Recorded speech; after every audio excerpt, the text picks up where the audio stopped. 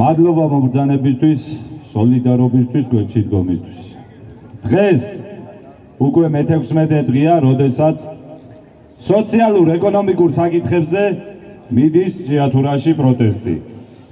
კიდევ ერთხელ ჭიათურლებმა აიმაღლეს ხმა, კიდევ ერთხელ დავიწყეთ ამაზე ბრძოლა და კიდევ ერთხელ ბრძოლობთ ამაზე. და იმდენი ხანია უკვე ამ სოციალურ-ეკონომიკურ საკითხებზე ბრძოლობთ, ვებრძვით ინვესტორს, გადმოგვიგდებს, მოგვიმატებს 2 ლარს, ხოლო ამ 2 ლარის სანაცვლოდ ითხოვს ჩვენიდან 100,000 ლარით მეტი მოგება მიიღოს, რაც არის ძალიან უსამართლო. უნამუსობა არის. სხვას რო ყველაფერს თავი დავანება. ამ ხალხის ერთობამ, ამ ხმის ამოღებამ უნდა მიიტანოს ეს ნათქვამი ხელისუფლებასთან და დავანახოთ ის, რომ საინვესტიციო პოლიტიკა ღუპავს საქართველოს. ამიტომ პირველ რიგში უნდა ჩვენთან ერთად დაიწყონ ბრძოლა, რათა ყველა ბუნებრივი რესურსი, რაც კი გააჩნია საქართველოს, უნდა იყოს სახელმწიფო საკუთრება, ხალხის საკუთრება, უნდა იყოს ნაციონალიზაცია, ყველაფერი უნდა იყოს ადამიანების საკუთრება და არა ერთი ვიღაც ვაჭარი ინვესტორის, რომელიც ჩვენი როგორც ჯანმრთელობის ფასად, ისევე სიცოცხლით ვაჭრობს და ამით ძალიან დიდ მოგებას იდებს ჯიბეში.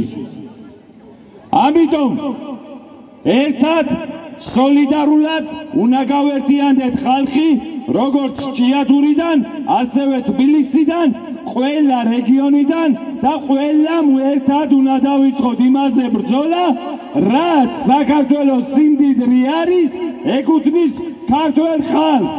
არანაირ უკრაინელ, არანაირ ებრაელ, არანაირ თურქ ინვესტორს არ ეკუთვნის.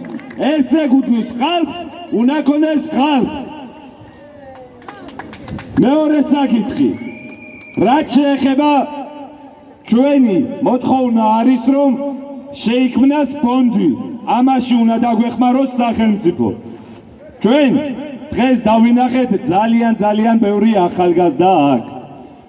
უმეტესობა სკოლის მოსწავლე, სტუდენტები, რომლებსაც ზოგს სტატუსს უჩერებენ, თუ სტატუსის შეჩერება არ შეუძლიათ და ეგეთ რაღაცები მუშაობენ სუპერმარკეტებში მთელი ღამის განმავლობაში, ხოლო შემდეგ დილით ჯდებიან ლექციებზე და უსმენენ ლექციას. რაც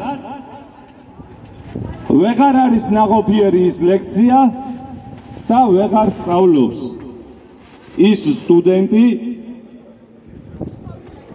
ამიტომ ჩვენ ჭიათურლებმა გადავწყვიტეთ ჭიათურაში, რომ შევქმნათ ფონდი, რომელიც დაეხმარება ამ სტუდენტებს, ჩვენი ჭიათურიდან დაწყებული, დაუფინანსოს საცხოვრებელი ბინა, დაუფინანსოს სასწავლებლის გადასახადი და ამაში ვერავინ ვერ დამარწმუნებს, რომ განათლებაში ჩადებული ინვესტიცია წამგებიანია.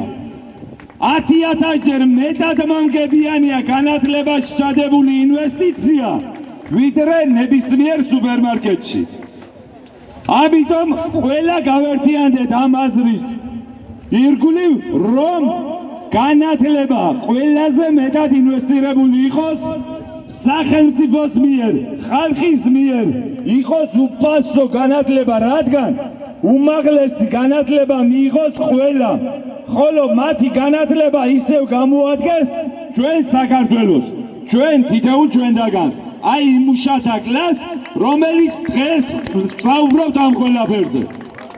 აი ის ხალხი იქნება ზუსტად, რომლებიც მაღალ არბიტრაჟში დაიცავენ ჩვენ შრომის უფლებებს, ჩვენ ადამიანობას, ჩვენ სამოქალაქო უფლებებს და დღეს როგორც მტარვალი ინვესტორი თავის ნებაზე გვიწესებს სამუშაო წესებს, თავის თამაშის წესებს და გვეუბნება ესეთ რაღაცას, თუ არ გაწყობს წადი, ხვალ ვეღარ დაგვიწესებს, იმიტომ რომ გვეყოლება უაღრესად განათლებული საზოგადოება, რომლებიც დაუდებენ წინ აი იმ ყველაფერს, რომ ეს საუბარი არ შეიძლება.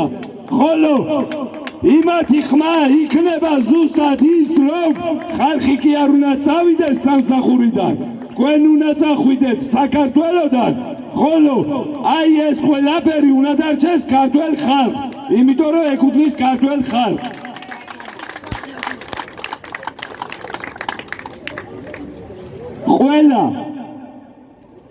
ყველა ბუნებრივი რესურსი თუ კი დაუბრუნდება ქართველ ხალხს და დაუბრუნდება სახელმწიფოს, ეს ყველაფერი დიდ დოვლათს მოუტანს თითოეულ ქართველს. თუნდაც იმაზე ვისაუბროთ მარტო, რამხელა დოვლათი შეიქმნება, როდესაც მოხდება ჭიათურ მანგანუმის ნაციონალიზაცია. მილიარდამდე ლარის მანგანუმს ყიდის ყოველ წელიწად, მოგებას ნახულობს ყოველ წელიწად კომპანია. ყოველ წელიწად. და აქედან მოგების გადასახადს იხდის მხოლოდ და მხოლოდ ბიუჯეტში. ეს რამდენი პროცენტია იცით ხალხო მოგების? დაახლოებით 100 მილიონი ლარი გადაიხადოს ბიუჯეტში. დავიანგარიშოთ ახლა მილიარდიდან რამხელაზე ჩამოდის დაბლა. როდესაც ის მილიარდი სუნთლიანად საქართველოს ბიუჯეტში დარჩება, დღეს რომ ეკონომიკის მინისტრი გამოდის და იძახის რომ ორნიშნა მატება გვაქვსო ეკონომიკაშიო, მაშინ ორნიშნა კი არა სამნიშნა მატება იქნება. აქედან გამომდინარე ძალიან ბევრი სოციალური პროექტები დაფინანსდება. მოხმარდება ეს ყველაფერი აი იმ ადამიანებს, რომლებიც შემწეობაზე არიან დამოკიდებულები, სოციალურ შემწეობაზე არიან დამოკიდებულები. მოხმარდება აი იმ პენსიონერებს, რომლებიც დღესდღეობით წამლის ფულს ღებულობენ მხოლოდ და მხოლოდ.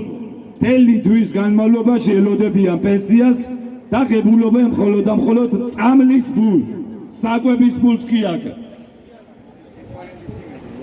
ფიქრობენ, რაში გამოიყენონ ეს ფული, იყიდონ წამალი და დარჩენ მშივრები, თუ ჩამონ საჭმელი და ვერ უმკურნალონ საკუთარ თავს. ეს ყველაფერი